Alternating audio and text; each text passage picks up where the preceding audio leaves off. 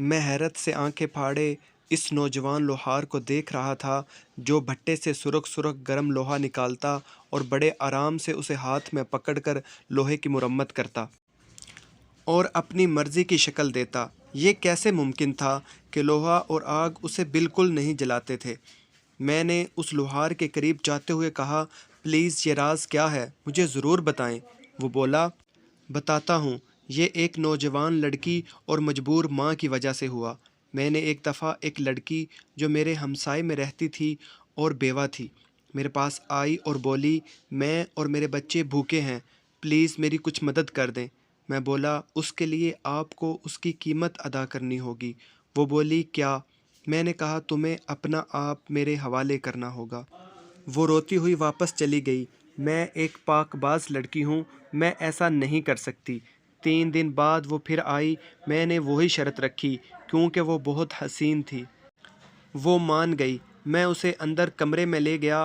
جب میں اس کے قریب گیا تو اس کا جسم کانپ رہا تھا۔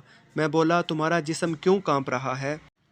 وہ بولی، میں ایسی لڑکی نہیں ہوں، مگر میرے حالات نے اور میرے بچوں کی بھوک نے ایک ماں کو اس حال تک پہنچا دیا ہے، اور مجھے اپنے رب سے ڈر لگ رہا ہے کہ میں اس کی نافرمانی کرنے چلی ہوں۔ اس خوف سے کانپ رہی ہوں میں نے جب عورت کا حال سنا تو میں ڈر گیا کہ یہ اس مجبوری میں بھی اپنے رب سے اس قدر خوفزدہ ہے، اور میں اتنی آسانیوں کے باوجود گناہ کرنے سے باز نہیں آ رہا۔ میں نے اس لڑکی کو ڈھیر سارے پیسے دیے اور کہا، جاؤ، میں نے تمہیں آزاد کیا۔ وہ روتے ہوئے ہاتھ اٹھا کر بولی، اے میرے رب، میرے اس بھائی کو آگ سے محفوظ رکھنا۔ وہ دن اور آج کا دن آگ نے کبھی میرا نقصان نہیں کیا۔ میں جلتی ہوئی آگ میں ہاتھ دے سکتا ہوں۔ یہ بالکل سچا واقعہ ہے۔